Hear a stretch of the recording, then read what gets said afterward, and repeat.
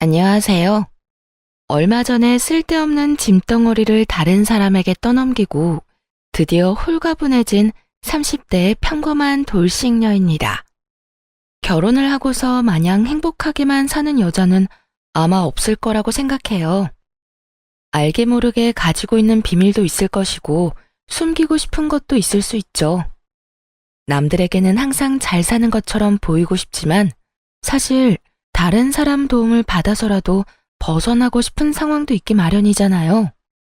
저는 친정의 도움을 통해 정신 나간 집구석에서 탈출할 수 있었던 사람이에요.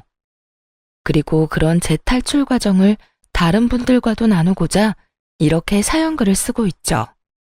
저는 대학을 정말 관심이 하나도 없던 곳으로 갔거든요. 제 특기를 살릴 수 있는 전공도 아니었고요. 그래서 졸업하고서도 갈피를 못 잡고 이것저것 다른 일에 손을 댔죠. 그렇게 이리저리 전전하다 남편과 만났고 3년의 연애 끝에 결혼을 하게 됐죠. 결혼 당시에는 20대 후반 젊은 나이였고요. 남편은 평범한 회사원으로 저와 나이 차는 좀 있어요. 사실 결혼할 때까지 고민이 많았어요. 남편이 분가를 못하는 상황이라고 했었거든요. 결혼을 하면 우리 집에 들어와서 살아야 한다. 그리고 하던 일은 그만둬야 할지도 모른다. 이렇게 말했죠. 다만 몇 년 동안 열심히 돈 모아서 가능하면 분가할 거라고 이야기했기 때문에 솔직히 그것만 믿고 결혼을 한 거였어요. 그런데 세상 일이 다 마음대로 되지는 않더군요. 막상 결혼을 하고 보니 많은 것들이 달라졌어요. 결혼 전에는 다정했던 시모가 할 줄 아는 게 아무것도 없냐며 짜증만 냈고 잘해주던 남편도 점점 소원해지는 걸 느끼게 됐거든요. 결혼한 지 3년이 지났을 무렵 시집살이가 너무 고되어 남편에게 물었죠. 여보, 우리 분가는 언제 하는 거야? 나 너무 힘들어. 돈을 모으고는 있어? 나도 열심히 모으는 중이야. 재촉하지 좀 마. 돈이 그렇게 쉽게 모여? 지금 이 집에 사람이 몇 명인지 알아? 사람 넷에 일하는 사람은 나뿐이야. 그러니 당연히 돈이 안 모일 수밖에 없지. 그럼 내가 일이라도 하면 되지. 아, 그게 가능한 일이라고 생각해? 너 일하면 아픈 우리 아버지는 누가 봐줘? 우리 엄마 병원은 누가 데리고 다니냐고. 어려도 제발 생각 좀 하고 살아라. 어? 매번 이런 식이었죠. 돈이 없다며 분가를 못한다고 하고 그래서 내가 돈 벌겠다고 하면 집안일은 누가 하냐고 버럭 소리치고 솔직히 이때쯤에는 남편의 말이 진짜인지 믿기 어려울 정도였어요. 그렇게 쳇바퀴 돌듯 시간이 흘렀는데 안 좋은 소식이 하나 들려왔어요. 친정아버지가 암에 걸려서 병원에 입원하시게 됐다는 이야기였죠. 친정아버지는 위험한 일을 하셨기 때문에 보험도 제대로 들지 못한 상태였어요. 그래서 병원비가 많이 나오면 그걸 부모님 두 분이서만 감당할 수가 없었죠. 결국 언니와 오빠 저 이렇게 셋이 십시일반 돈을 걷어 감당하기로 결정했어요. 솔직히 처음에는 남편이 좀 도와주지 않을까 생각했어요. 제가 내야 할 금액이 30만 원 정도였고 그간 친정에 명절 제외하고 용돈을 따로 드린 적도 없었으니까요. 그런데 시모에게는 매달 40만 원씩 용돈을 드리고 생활비도 따로 드렸거든요. 그래서 저녁 식사 시간에 남편에게 넌지시 이야기를 꺼냈어요. 여보, 우리 아버지 암으로 병원에 입원하셨어. 그런데 병원비 감당이 안 돼서 언니, 오빠, 나 이렇게 셋이서 나눠내기로 했거든. 30만 원씩 내기로 했는데 그 돈 좀 부탁해도 될까? 30만 원? 그렇게 큰 돈을 갑자기 어떻게 빼? 그리고 넌 돈 벌지도 않으면 쓰는 건 쉽지? 어떻게 내 사정 하나도 고려 안 하고 그런 이야기를 할 수 있어? 돈 버는 게 그렇게 쉬워 보여? 그리고 나한테 무슨 돈 맡겨놨어? 정말 한심스럽고 차가운 말이었어요. 일을 안 하겠다고 한 것도 아닌데 놀면서 돈도 안 버는 사람처럼 몰아가더군요. 그렇게 말하는 남편 놈을 보며 오랜만에 화가 확 치밀었죠. 그런데 옆에 있던 시모가 더 짜증나는 말을 하더군요. 아이고, 돈 한 푼 안 버는 식충이가 무슨 돈을 달래? 너 돈도 안 벌면서 돈 쓸 궁리만 하는 버러지니? 네 아버지 병원비는 병원비고 우리 아들이 번 돈은 우리 아들 거지. 왜 네가 우리 아들한테 돈을 달라 말라야? 어머님, 저 결혼 전에 일하고 있었어요. 돈 벌고 있었다고요. 그런데 일 못하게 하고 집안일 시키고 아버님 수발만 들도록 만든 게 누군데? 어머님이랑 당신이잖아. 해달라는 대로 했으면 내가 원하는 것도 들어줘야지. 먹여주고 재워주는데 그런 일도 안 하면 그게 사람이야? 그리고 네가 일해봐야 얼마나 벌어? 하반끈도 짧은 게 고작 200만 원 벌어왔으면서 그걸로 유세는? 그 돈 버느니 우리 집에서 일하고 수발드는 게 훨씬 낫지. 그게 왜 훨씬 나아요? 지금 아버지가 아픈데 돈 한 푼도 못 받는 신세인데. 그리고 제가 집안일에 수발만 들어요? 아가씨는 어떻고요? 매번 집에 와서 애나 보라고 시키고 자기는 놀러 나가고, 나갔다 오면 자기는 손이 없나 발이 없나 반말로 물이나 가져오라고 소리나 치고, 두 눈 부릅뜨고 더럽다며 청소나 하라고 시켜먹기나 하고. 제가 며느리이긴 해요. 이게 식모살이지. 요즘 어떤 며느리가 이렇게 살아요. 더 이상은 못하겠어요. 나도 이제 일하러 나갈 거예요. 무슨 말을 해도 너 왜 우리가 괴롭힌 것처럼 말을 해? 그런 건 다 며느리가 하는 일이야. 싫다고 피해갈 수 있는 것도 아니고. 그게 고가오면 결혼을 하지 말았어야지. 요즘에 차라리 결혼하지 말 걸 절실히 후회하고 있거든요. 어쨌든 내일부터 일자리 알아보러 다닐 거니까 그렇게 알고 계세요. 처음으로 그 사람들에게 크게 반항하고 방으로 들어가 취업 준비부터 했어요. 동네 마트에서 캐셔를 하더라도 지금 이 현실보다는 더 낫겠다는 생각이 들었죠. 일했는데도 안 들어주면 강제로라도 일할 생각이었고요. 그때 남편이 들어오더니 코웃음을 치더군요. 내일부터 일자리 알아보러 다닌다고? 그게 그렇게 쉬운 것 같아? 돈 버는 게 쉬운 일 같냐고. 그리고 너 일하면서 집안일하는 게 얼마나 힘든지 모르지? 내가 너를 위해서 다 그렇게 하자고 한 건데 결국 고생길로 걸어 들어가는구나. 굳이 옆에서 이렇게 빈정대더라니까요. 어이가 없었어요. 저까지 일을 하면 당연히 집안일은 둘이서 같이 해야 하는 거죠. 마누라가 돈을 못 벌어서 아픈 장인어른 병원비 줄 돈도 아깝다고 했잖아요. 그러니까 직접 돈을 벌겠다는데 여전히 자기는 집안일을 안 하겠다는 뉘앙스로 완전히 남일 말하듯 이야기하는 걸 들으니 열불이 나더군요. 내가 일 시작하면 당신도 집안일 해야지. 왜 나만 해? 이제 나는 내 선에서 할 수 있는 만큼만 집안일 할 거야. 그리고 공부해서 돈 많이 버는 직장 들어갈 거라고. 다 늙어서 그게 되겠냐? 그리고 난 평생 부엌에 들어가 본 적도 없고 손에 물 묻힌 적도 없어.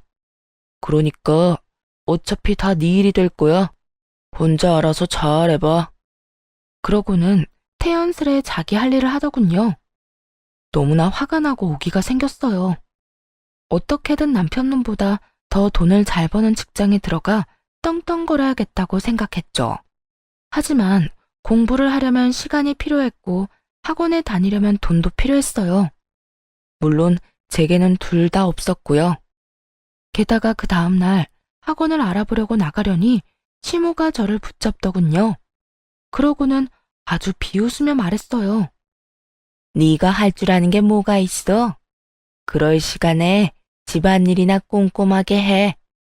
너 이렇게 선 넘는 것도 내가 봐주는 거야. 나 오늘 모임에 다녀올 동안 시아버지나 좀 봐드려라. 그러면서 후다닥 놀러 가버리고 또 어느 날은 신호와 함께 사라지고 그러더군요. 제가 아무리 직장을 가지고 싶다고는 하나 이렇게 아무것도 못하는 뇌졸중 환자를 홀로 둘 만큼 나쁜 인간은 아니거든요. 결국 시부 수발드느라 시간을 다 뺏기고 놀다가 늦게 들어온 시모 때문에 열받고 하루하루 그런 나날이 반복되었어요. 결국 이 답답함을 견디지 못하고 친정엄마에게 말했죠.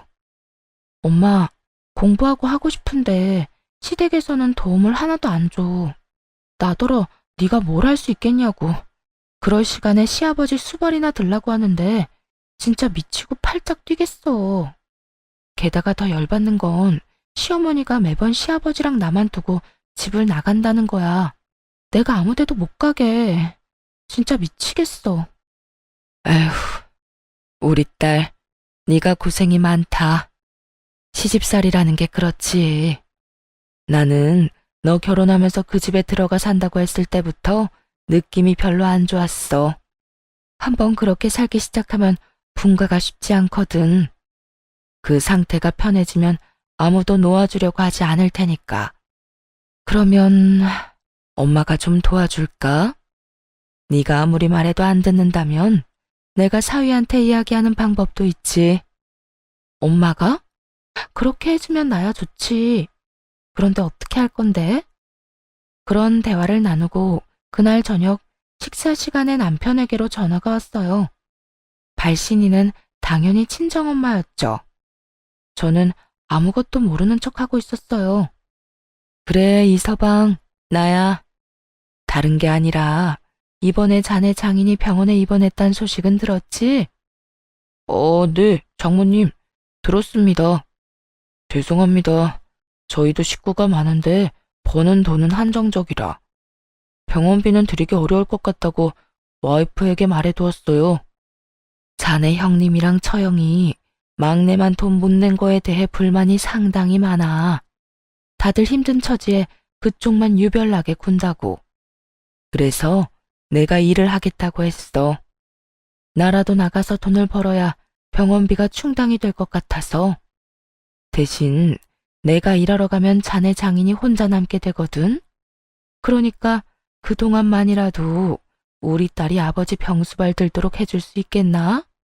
그것까지 어렵다고 하면 우리 딸에게 일을 시켜서라도 돈을 받아낼 참이야. 그 이야기를 듣는데 남편 놈 미간에 주름이 생기더군요. 돈을 주느냐 마누라의 노동력을 주느냐, 자기 나름대로는 참 힘든 결정이었겠죠. 돈을 주면 자기 식구들이 쓸 돈이 부족해질 거고, 저를 주면 시댁에서 일할 사람이 없어질 테니까요. 그러면 시모가 싫어할 가능성이 100%였죠. 하지만 장모가 직접 전화를 해서 어쩔 수 없이 자기가 직접 일하러 가겠다고 하며 형님과 처형까지 들먹이니 남편도 답을 안 할 수는 없었어요. 그러면 일하시는 날짜부터 이 사람 보내겠습니다. 아휴, 고맙네. 안 그래도 남편만 두고 이 늙은 몸 이끌고 일하러 가는 게 부담스러웠는데 딸이라도 와서 간병해준다면 나도 마음 놓고 일할 수 있겠어. 그렇게 통화가 마무리되자 남편 놈이 인상을 팍 쓰고는 저한테 그러더군요. 장모님, 언제부터 일하러 가신대? 아마 내일 당장 가신다는 것 같던데. 그럼 내일부터 나 아버지가 입원해 계신 병원에 갈게. 아니, 네가 어딜 가? 너 여기서 네 시아버지 수발 들어야지. 우리 집안일도 해야 하고. 어머니, 당분간은 이 사람 집에 못 있어요. 장인어른이 입원해 계시는데 자식들이 병원비로 30만 원씩 걷자고 했나 봐요. 근데 와이프가 일을 안 하니까 저더러 달라고 했는데 못 준다고 했거든요. 그랬더니 장모님이 일을 하러 가신다네요. 그러면서 장인어른 돌볼 사람 없다고 이 사람 불러서 간병시키시겠대요. 아휴, 그래도 이렇게 갑자기. 우리는 준비가 하나도 안 됐는데. 시모가 난색을 표하기는 했지만 결국에는 저를 보내줘야 했어요. 돈을 주지 않을 거면 딸이라도 보내달란 말이 아무래도 남편에게 먹힌 것 같았죠. 그렇게 저는 친정아버지가 계신 병원으로 갔어요. 네 언니랑 오빠가 돈 더 내기로 했어. 너 힘들게 사는 거 다 아는데 괜히 부담 주고 싶지 않다고 하더라. 엄마가 네 압박 병간호할 테니까 너는 하고 싶었던 공부해. 여기서 혼자 공부해도 되고 학원 등록해서 수업을 들어도 좋고. 엄마, 너무 고마워. 진짜 엄마뿐이야. 너무 기뻐서 팔짝팔짝 뛰며 친정엄마를 끌어안고 고마움을 전했어요. 1년이건 2년이건 네 아빠 목숨 붙어있는 동안은 공부할 수 있을 거다. 병원비 안 주려고 결국 너 보낸 거 보니 사위가 앞으로도 돈 줄 생각은 없어 보이더구나. 여기 학원 등록할 때 쓸 돈 넣어놨으니까 이걸로 어서 등록하고 와. 정말 너무 감동적이었어요. 시댁에서 벗어나게 해준 것만으로도 감사한 일인데 학원비까지 마련해 주시다니. 당장 학원에 등록하고 공부를 시작했어요. 원래 공부를 싫어하는 건 아니었던지라 열심히 할 수 있었어요. 게다가 아침 9시부터 저녁 6시까지 병원에 있는다는 핑계로 그 시간을 모두 공부에 쓸 수 있었으니 효율도 쑥쑥 올랐죠.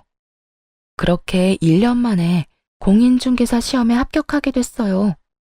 1차, 2차를 한 번에 합격하는 건 물론 쉽지 않은 일이었지만 남편과 시댁을 향한 분노와 오기로 그 어려운 시험을 통과할 수 있었죠. 그렇게 시험에 합격하고 나서 남편과 시모에게 전했어요. 아버지 병간호하며 틈틈이 공부해서 합격했어. 나 공인중개사로 일할 수 있거든. 이제 취업할 생각이야. 미쳤어? 왜 쓸데없는 짓을 하고 그래? 돈 버는 것보다 집안일이 더 중요하다고 했잖아. 너 설마 이러려고 장인어른 병간호하겠다고 했던 거야? 지금 내 인생에 돈 버는 것보다 중요한 건 없어. 우리 아빠 아플 때 나한테 일도 안 한다고 하면서 돈 한 푼 안 준 사람이 누군데? 당신이 내 상황이었어도 그런 식으로 이야기했을까? 나는 그 이야기 들을 때 정말 더럽고 치사하다고만 생각했거든? 아, 시집 와서 돈도 못 벌면 친정에 도움도 제대로 못 주겠구나. 그 생각하면서 오기로 시험에 합격한 거라고. 나도 이제 내 돈 벌어서 친정에 당당히 도움 줄 거야. 그럼 아픈 우리 아버지는 누가 돌봐? 당신이 보면 되겠네. 무려 4년 넘게 내가 수발들었어. 당신 아버지가 아픈 건 당신이 알아서 할 일이지. 직접 못하겠으면 돈으로 사람 사서 쓰든가. 당신 그런 쪽으로 계산 잘하잖아. 아냐? 그리고 이제 난 내 아버지만 건사할 생각이라 당신 아버지한테 신경 쓸 틈이 없어. 와, 이게 네 진심이었어? 너 진짜 불효라는 게 뭔지 잘 알려주는 사람이네. 네 아버지만 소중하고 내 아버지는 소중하지 않다. 당신 아버지가 소중하지 않았으면 4년이나 넘게 수발들었겠어? 그리고 불효를 저지르는 건 넌데 왜 내가 욕을 얻어먹어야 해? 당신이야말로 불효자 그 자체 아니야? 아픈 아버지를 마누라한테 맡겨놓기만 하면 다라고 생각하고 있는 건 아니지? 그걸 사람들이 뭐라고 하는지 알아? 대리효도라고 그래. 남 시켜먹을 생각만 하지 말고 당신 스스로 효도할 생각도 좀 해. 뭐? 너 지금 말 다 했어? 나한테 감히 그딴 말을 짓거린 거야? 지금까지 속 편하게 먹여주고 재워준 게 얼만데. 먹여주고 재워줘? 끼고 있네. 넌 그게 와이프한테 할 말이야?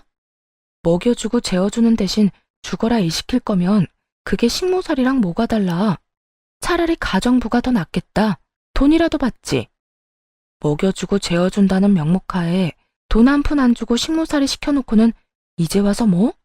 당신이 대체 뭘 해줬는데 이렇게 당당해? 결혼하면 일하지 말고 집안일이며 수발이나 들라고 한 사람은 바로 너야. 그래놓고 재워주고 먹여준 걸로 생색이란 생색을 다 떨어? 웃기지 마. 눈앞에 보이는 게 하나도 없었어요.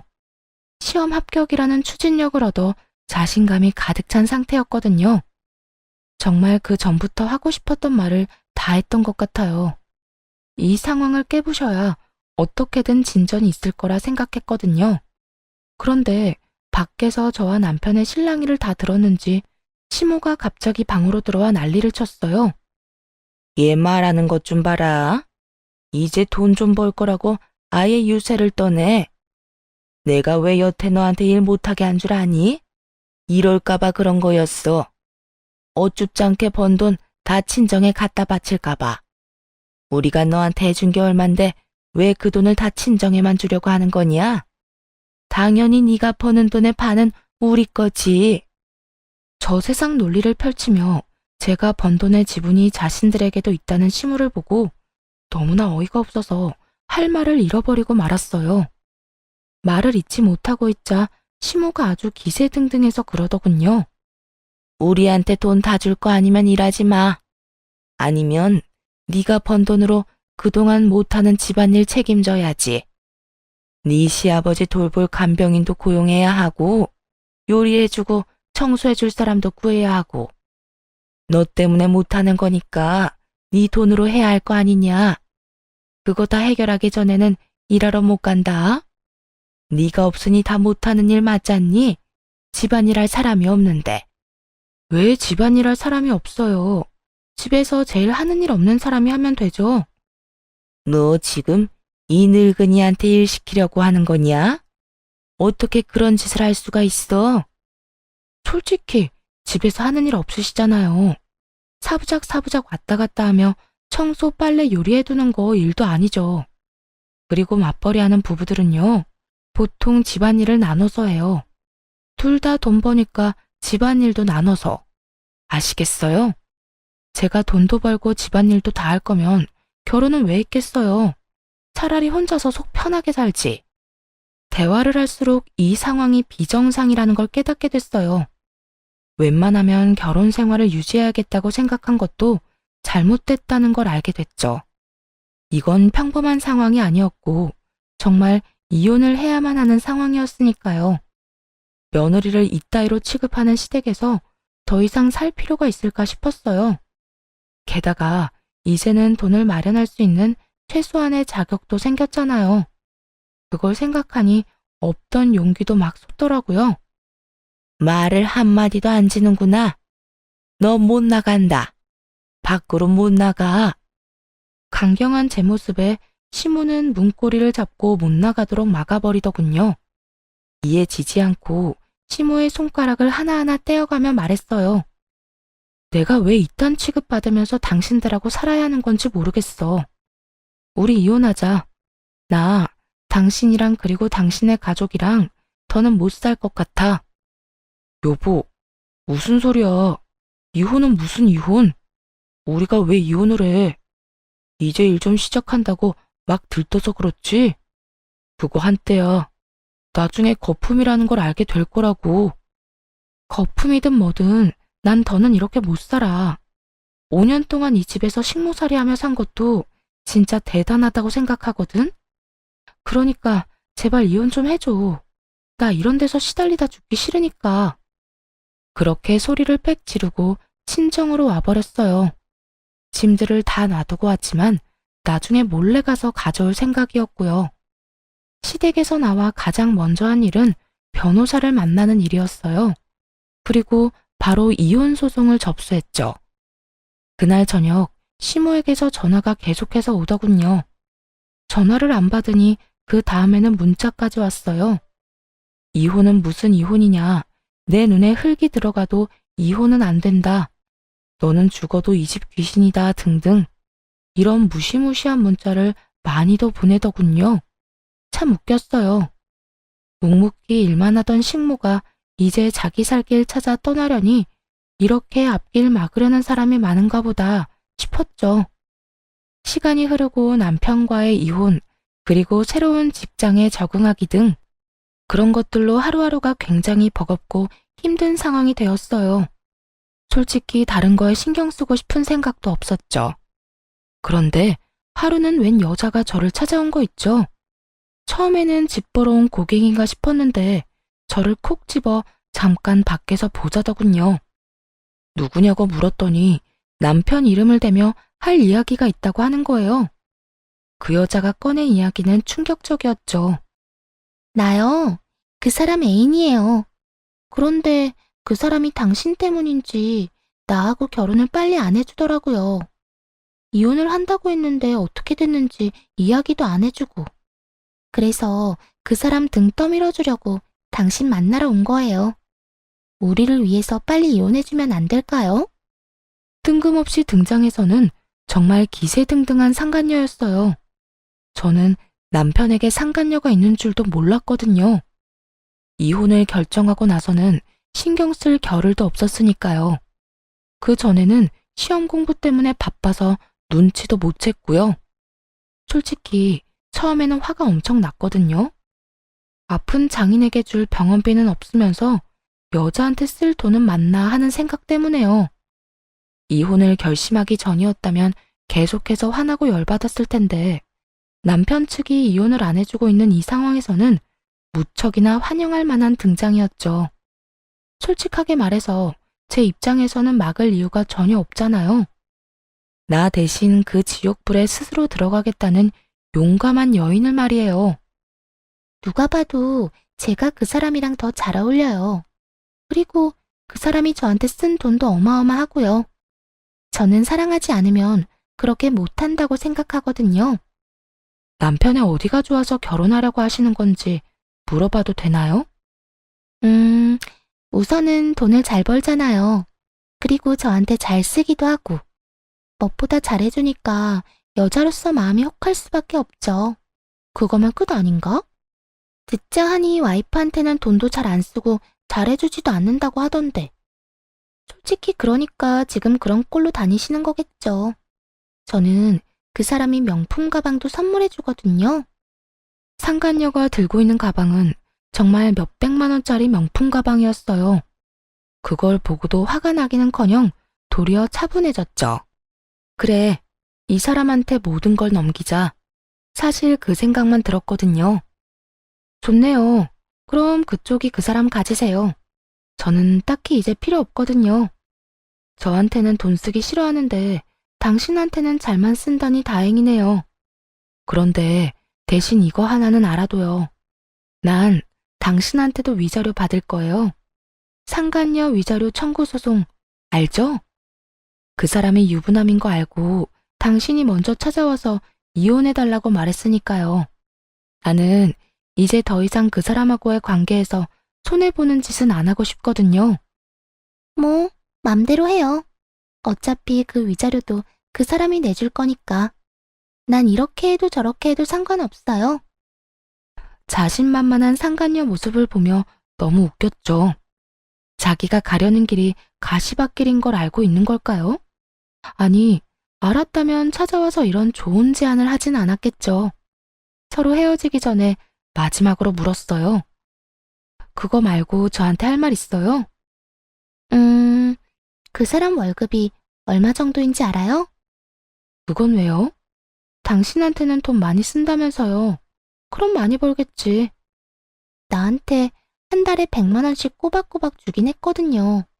그런데 월급이 얼만지는 절대 이야기를 안 해주더라고요. 그러니까 궁금하잖아요. 얼마나 벌길래 내 연유한테 그만큼이나 돈을 주나 싶고. 설레발치며 김칫국 마시는 상간녀를 보고 속으로 남편에게 욕을 한바탕 했어요.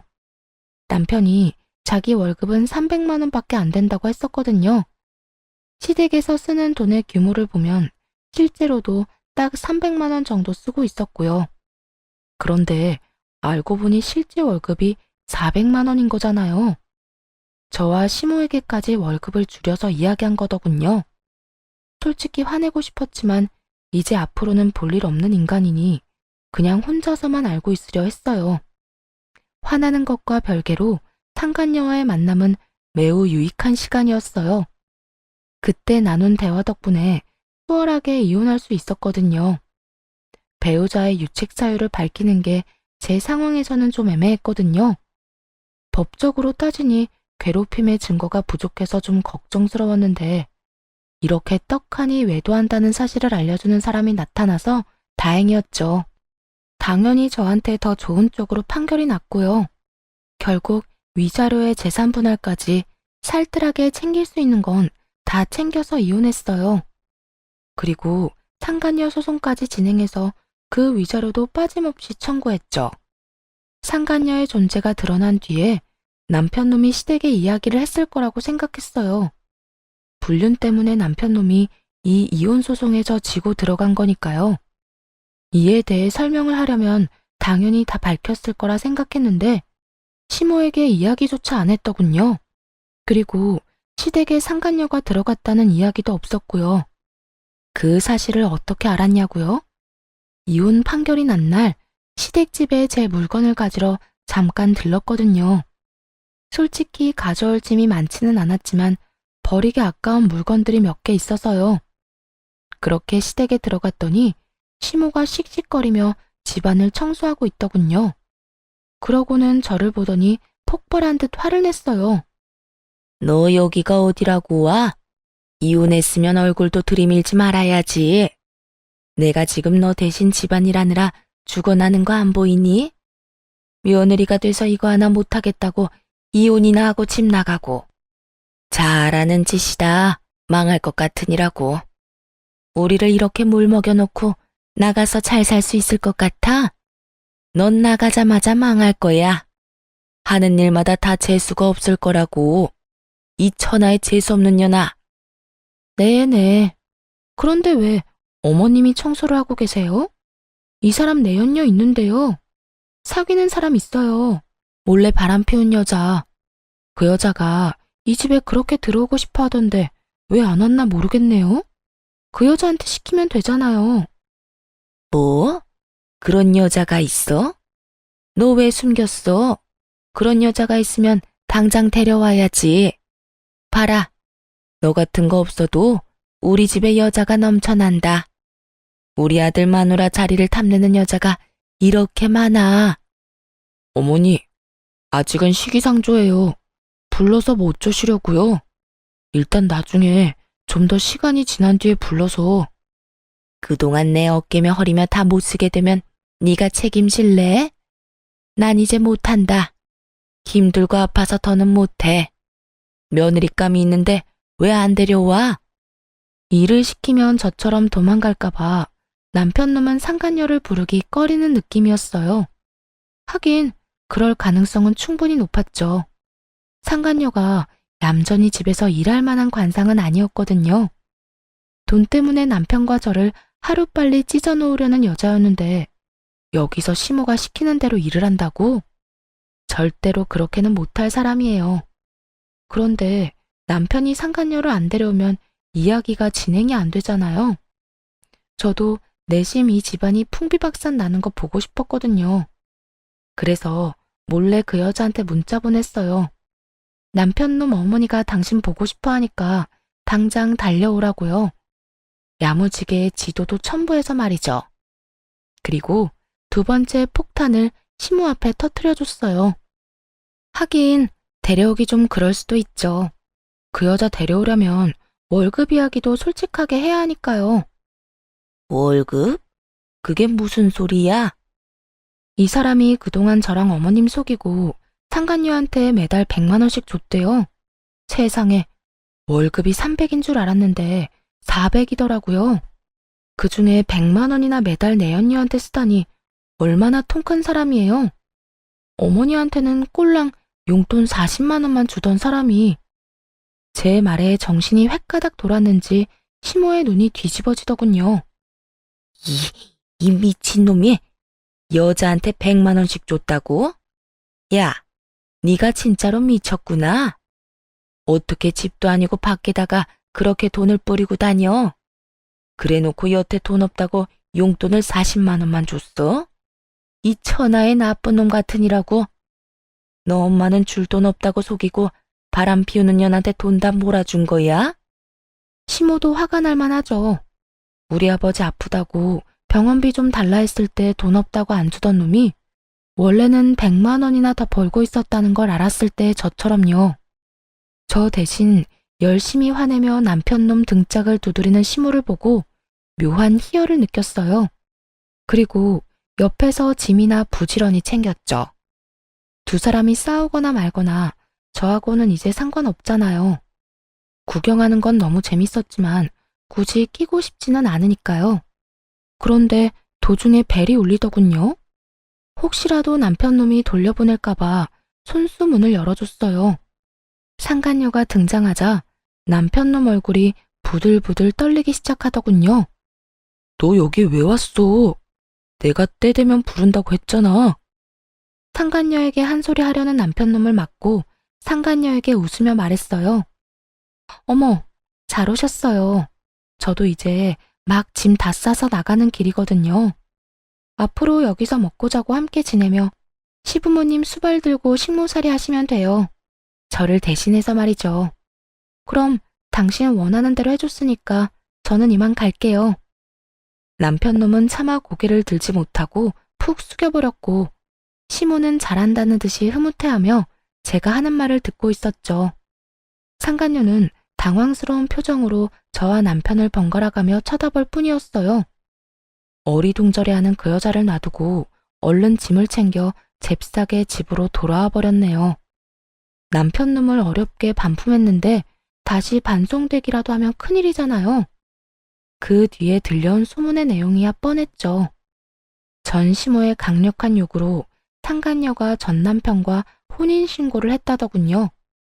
그리고 혼인신고를 하자마자 집에 들어오라고 했나 봐요. 상간녀가 들어올 생각을 안 하니 전 시모가 시댁에 들어와야 인정하겠다고 했고요. 결국 전 남편과 전 시모의 요구에 상간녀는 시댁에 입성하게 됐죠. 사람이 같이 생활하다 보면 알잖아요. 그 집에 시부모님만 살았는지 아니면 저희 부부가 내내 같이 살았는지요. 분가하지 않고 지내야 한다는 사실에 상간녀가 제대로 놀랐나 봐요. 자기는 사기당한 거라고 전 남편에게 책임지라고 당장 분가하자고 난리를 쳤대요. 전 시모는 시모대로 집안일도 제대로 안 하는 며느리만 보면 떽떽거리다가 결국 지쳤는지 며느리 모시고는 못 산다며 아들을 들들 볶아댔다고 하더라고요. 그런데 더 웃긴 건 전 시모와 상간녀가 주도권 때문에 싸운 게 아니었다는 거예요. 사기 결혼 당했다고 생각한 상간녀는 돈이라도 왕창 뜯을 생각을 한 건지 결혼 후에도 전 남편에게 매달 100만 원씩 달라고 했대요. 전 남편 놈은 잡은 물고기한테는 밥 안 주는 것처럼 돈을 안 줬고요. 저한테 했던 말을 상간녀한테도 똑같이 했다고 들은 것 같아요. 집에만 있으면서 돈 쓸 데가 어디 있냐고요. 그런데 두 사람의 대화를 듣고 있던 전 시모가 뭐라고 했다는 줄 아세요? 살림 안 하는 며느리 대신 자기한테 그 돈 내놓으라며 아들 붙잡고 호소했다네요.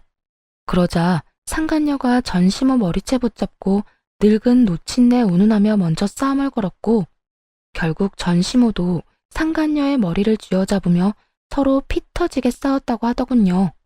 이게 다 상간녀 입에서 나온 이야기예요. 친구들, 지인들 할 것 없이 모든 사람에게 다 말하고 다니는 바람에 전 남편과 전 시모의 평판은 완전히 바닥을 쳤죠. 그 뒤로 조용하더니 어느 날 지인으로부터 전 시모의 근황을 들을 수 있었어요. 글쎄, 전 시모가 상간녀와 드자비를 한 뒤로 화병이 나서 드러누웠대요. 친정엄마에게서 그 이야기를 듣는데 얼마나 웃기던지 한참 배꼽 빠지게 웃었네요. 저는 이혼 후에 친정으로 들어갔어요. 아버지 병간호를 하며 틈틈이 일도 했죠. 그러나 이혼한 지 얼마 안 돼서 아버지는 돌아가셨어요. 그래도 병원에서 말했던 1년보다는 더 오래 사셨네요. 이혼을 하고 혼자 된 저를 많이 안타까워하셨지만 그 어느 때보다도 생기 있게 일하는 모습을 보시고는 마음 놓고 가셨답니다. 아버지가 돌아가신 뒤에는 유산을 조금 나눠받았어요. 거기에 재산 분할로 받은 돈과 위자료 그리고 상간녀 소송으로 받은 돈까지 합해서 저만의 작은 공인중개사 사무소를 개업했어요. 몇 년 만에 정신없이 일하니 그게 너무너무 재밌더라고요. 돈 버는 재미에 푹 빠져서 다른 건 생각도 안 났죠. 그런데 6개월쯤 지났을까요? 제 공인중개사 사무소에 전 시모와 전 남편이 떡하니 찾아왔더군요. 무슨 행패를 부리려 여기까지 왔나 싶어 신경이 곤두섰어요. 그러니 말이 곱게 나갈 수가 없었죠. 무슨 일로 찾아오셨어요? 여보. 전 남편 놈이 어이없게도 저를 여보라고 부르더군요. 상간녀랑 혼인신고했다는 사실을 다 알고 있는데도 말이죠. 죄송하지만 저한테는 남편이 없는데요. 얼마 전에 이혼했거든요. 미안해. 길게 할 말이 있는데 시간 괜찮아? 예약 손님 곧 오실 거니까 짧게 이야기해 주세요, 짧게. 갑자기 분위기를 잡으려는 전 남편의 말을 끊으며 최대한 짧게 말하라고 했어요. 길게 말하고 싶은 마음도 없었지만 일터에서 언성 높이고 싸우고 싶진 않았거든요. 그러는 순간 새 가게에 때가 묻은 기분이 들 것 같아서요. 저기, 제발 우리 집으로 다시 돌아와주면 안 될까? 당신이 하는 거 뭐든지 다 허락해주고 일하는 것도 막지 않을게. 그냥 집에 다시 돌아오기만 하면 돼. 정말 다른 건 바라는 거 하나도 없어. 당신 하자는 대로 다 할 수 있어. 아니, 갑자기 찾아와서 무슨 헛소리야? 여보세요. 우리 6개월 전에 이혼했어요. 아직 이혼 서류에 잉크도 다 안 말랐는데 갑자기 도대체 이게 무슨 짓이야. 혼자 잘 살고 있는 사람한테 갑자기 찾아와서. 당신이 없으니까 집이 잘 안 돌아가. 우리 집 지금 완전 엉망이야. 당신이 있었을 때가 제일 완벽했던 것 같아. 너무 어이가 없었어요. 저 하나 없다고 그 집이 안 돌아갈 리가 있나요? 그저 돈 쓰기 싫으니까 일이 다 막힌 거겠죠. 그 집에는 지금 공짜로 일해줄 사람이 없었나 봐요. 식모가 필요하면 돈을 주고 식모를 고용해. 왜 잘 사는 사람한테 와서 이딴 헛소리를 하는데? 난 당신하고 이렇게 노닥거릴 시간도 없는 사람이야. 아니면 당신 상간녀한테 시키든가. 혼인신고한 거 아니었어? 그 여자가 당신이랑 결혼한다고 하던데? 당신하고 살고 싶어서 나 찾아와서 이혼해달라고 한 그 여자한테 부탁하면 되지. 무상으로 집안일하고 시부 병수발 들어달라고. 그런데 대답한 건 전 남편이 아니었어요. 바로 전 시모였죠. 가만히 옆에서 듣고 있다가 상간녀 이야기가 나오자마자 버럭하더군요. 그 썩을 년 이야기 꺼내지도 마라. 그녀는 우리 집 돈 보고 들어온 거야. 분가해달라고 그 난리를 치는 통에 돈 모아서 분가해주겠다고 약속했는데 그 잠깐을 못 참고 도망갔지 뭐냐. 그런데 이 망할 년이 그냥 나간 것도 아니야. 내가 우리 윗대 어르신들한테 물려받은 폐물을 싹 다 가지고 도망갔더라. 게다가 그 폐물 들어있던 함 위에 뭐라고 적어놨는지 알아? 위자료. 이렇게 적혀있는데 그거 보는 순간 눈앞이 어찌나 노래지던지. 세상에 그게 어떤 물건인데? 그날 졸도할 뻔한 걸 생각하면 지금도 정신이 아찔할 정도야. 폐물 훔쳐가면서 위자료라니 너무 웃겼어요. 제 생각에 왠지 그건 상간녀가 제게 보내준 위자료일 것 같았어요. 웬일인지 전 남편 이름이 아닌 상간녀 이름으로 보냈더라고요. 그 돈을 주고 나서 너무 아까웠던 모양이죠.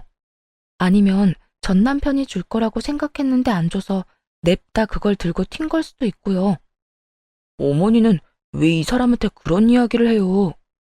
창피했는지 전 남편이 제 눈치를 보며 그렇게 말하자 전 시모가 급발진하며 소리치더군요. 조강지 쳐버리고 잘 되는 놈 하나 못 봤어. 이게 다 바람 피운 네 탓이지. 아니, 아내가 이렇게 잘 될 줄 알았으면 이혼을 하지 말았어야지. 이혼할 건수조차 주지 말았어야지. 괜히 상간녀랑 바람 피운다고 헛짓거리하는 바람에 결국은 봐라. 재산 분할만 실컷 해주고 위자료까지 뜯겼지. 그것만이면 다행이게. 네가 어디서 되먹지도 못한 년 데려와서 이렇게 된 거 아니야? 일 잘하는 와이프 내보내고 미친년을 집안에 들였잖아. 네가 장인 병원비 30만 원만 안 아꼈어도 이럴 일 없었어. 으이그 등신 같은 놈. 저것도 자식이라고 내가 미역국은 왜 처먹었는지. 일 잘하던 식모 겸 며느리를 잃은 전 시모의 분노는 대단했어요. 그렇지만 아직도 모르는 게 하나 있더군요. 우리 부부는 언젠가는 깨질 사이였다는 거요. 일방적으로 한쪽만 착취당하는데 지속된다는 게 더 웃긴 거잖아요. 제가 언제까지 참을 거라고 생각했는지는 모르겠는데 아마 몇 달도 안 돼 폐물 들고 도망간 상간녀보다는 월등히 나아 보였나 보죠. 그러자 전 남편 놈도 화가 나는지 자기 엄마에게 큰 소리를 치더군요. 와이프를 식모처럼 부렸던 사람은 어머니잖아요. 사람 무시하고 모멸감까지 줬으면서 왜 저한테 책임 전가하시는데요? 그리고 그 여자 일도 그래요. 처음에 부르지 말자고 했잖아요. 시간을 들이자고. 그런데 뭐가 그렇게 급했는지 조금도 못 참고 불러들여서는 결국 보세요. 여자가 놀라서 도망갔잖아요. 요즘 세상에 시부모 수발 들면서 함께 사는 여자가 어딨어요? 저를 좋아해서 결혼해서 다 나가 떨어질 판이라고요. 하라고 하는 대로만 했으면 다 잘 풀렸을 텐데 어머니가 죄다 망친 거예요. 그리고 어머니가 집안일도 안 하겠다, 수발도 안 들겠다, 그러는 바람에 아버지 요양병원비며 생활비며 돈이 두세 배로 나가고 있다고요. 그런데 하는 것도 없는 주제 맨날 돈이나 달라고 하고. 양심이라는 게 있긴 해요? 두 사람이 싸우는 걸 듣는데 제 머리가 다 어질어질하더군요. 그래서 둘의 목소리가 더 커지기 전에 끼어들었어요. 남의 사업장에서 이러지 마시고 싸우시려면 밖에 나가서 싸우세요. 그리고 나간 김에 좀 꺼져 주시고요. 남 탓은 대체 왜 하시는 거예요? 둘 다 똑같이 잘못한 건 사실이잖아요. 당신은 우선 바람을 피우면 안 됐고, 우리 아버지 아플 때 조금이라도 돈을 썼다면 내가 이혼할 생각도 안 했겠지. 그리고 어머님도 마찬가지예요. 사람을 식모처럼 굴리더니 이제야 군말 없이 일해주던 며느리가 그리워졌나 본데 이미 버스 떠나도 한참 전에 떠났어요. 저는 사과받고 싶은 생각도 없고 그 지옥에 다시 돌아갈 생각은 추호도 없어요. 그러니까 그쪽 집안 문제들은 당신들이 알아서 하고 저하고 연결 짓지 마세요. 저요, 지금 이렇게 두 분하고 아무런 관련 없이 사는 것만으로도 행복하거든요. 여보, 나 아무렇게나 하는 말 아니야. 당신이랑 진짜 다시 잘해보고 싶어서 찾아온 거야. 어머니도 나랑 같은 마음이고. 우리 두 사람 다 당신한테 잘못한 거 잘 알아. 그러니까 이렇게 사과하고 용서받고자 하는 거야. 그래, 얘. 너만한 며느리도 없더라. 내가 그간 너무 몰라봤어. 돌아오면 진짜 뭐든 다 해주마, 응? 돌아갈 생각 조금도 없다고 말했잖아요. 영업방해로 신고하기 전에 당장 꺼지세요. 그리고 앞으로 집 팔 때나 집 살 때 제외하고는 여기 들르지 마시고요. 뭐 그럴 때도 웬만하면 다른 업장 이용해줬으면 좋겠네요. 그럼 안녕히 가세요. 다시 볼 일 없길 바랍니다.